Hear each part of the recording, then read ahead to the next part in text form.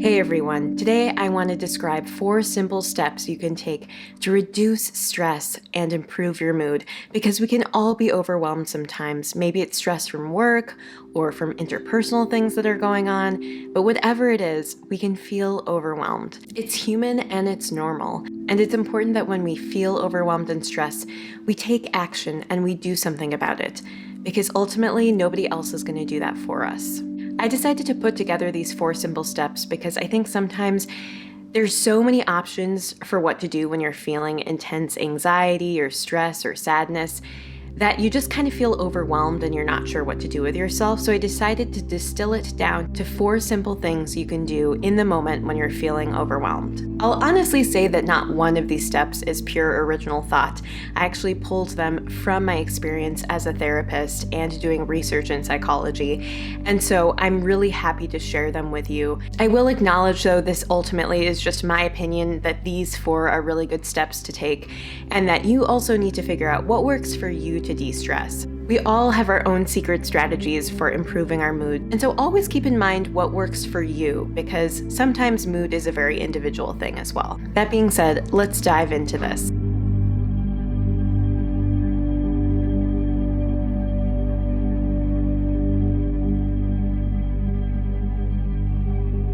In case we haven't met before, hi, I'm Aylin, and this is my channel, Slice of Light. If you're interested in seeing videos on simple living, minimalism, living more intentionally, and building an empowering mindset, hit the subscribe button below. It would really support me. Also, if you end up liking the video, please hit the thumbs up button. You can also hit the bell alert button to be notified when new videos come out. So truly, I think it's important to keep in mind that all of us get stressed and overwhelmed at times. Just because we're upset or anxious or stressed, it doesn't mean we're crazy. Like, these emotions are a very normal part of being human.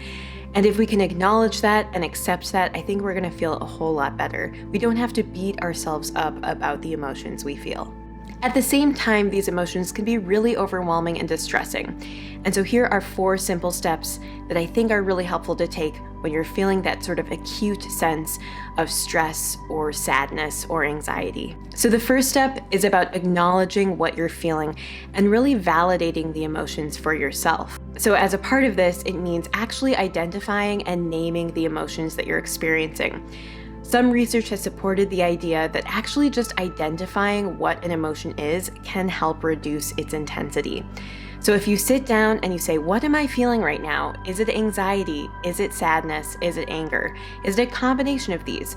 It might actually help reduce the intensity. And I think the idea behind that is that it actually somehow creates space between you and the emotion. You're recognizing that this emotion is something you're experiencing right now, that it isn't you as a person, but that it's a state you're experiencing, and therefore you can look at it from the outside just a little bit more. Beyond just identifying the emotion, though, I think just acknowledging that you're experiencing it and even validating maybe your response is understandable given the situation that you find yourself in. I think often when we're feeling overwhelmed or sad, we're really looking for somebody to validate the emotion, to say, you know what, given the situation that you're in, it's really understandable that you're feeling that way.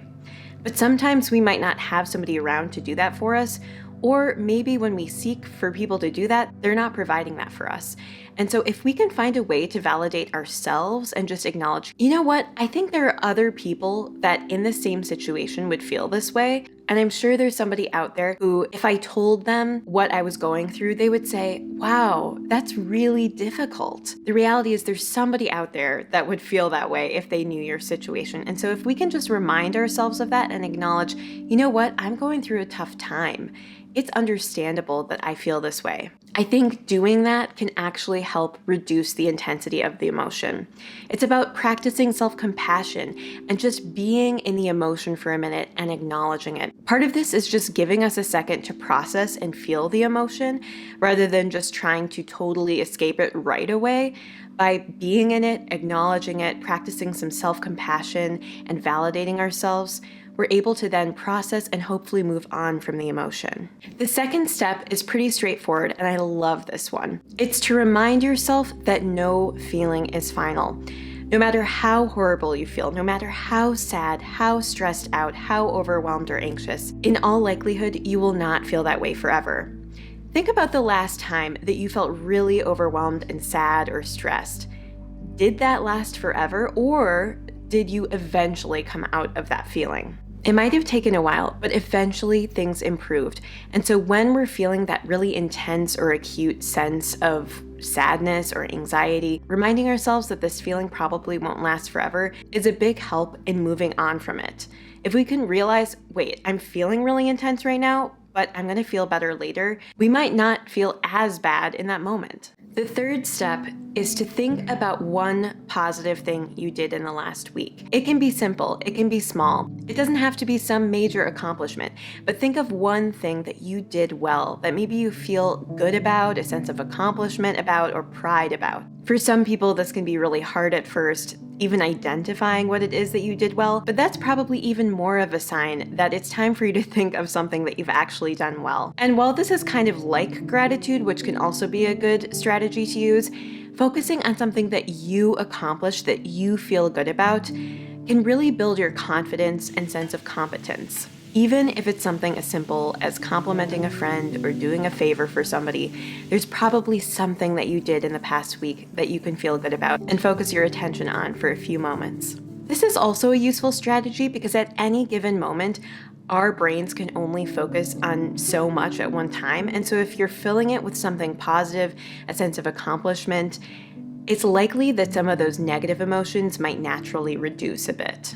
Finally, the fourth strategy is pretty straightforward, but I think it's an important one. It's to start engaging in an activity that's either calming or distracting. Calming activities might include simply making yourself a hot cup of tea or drinking a really nice cold glass of water. Maybe it's taking a bath or a shower or doing something physical that will sort of reboot your system. Maybe it's meditating. Maybe it's listening to some really calming music. For distraction strategies, I think that's really specific to the person.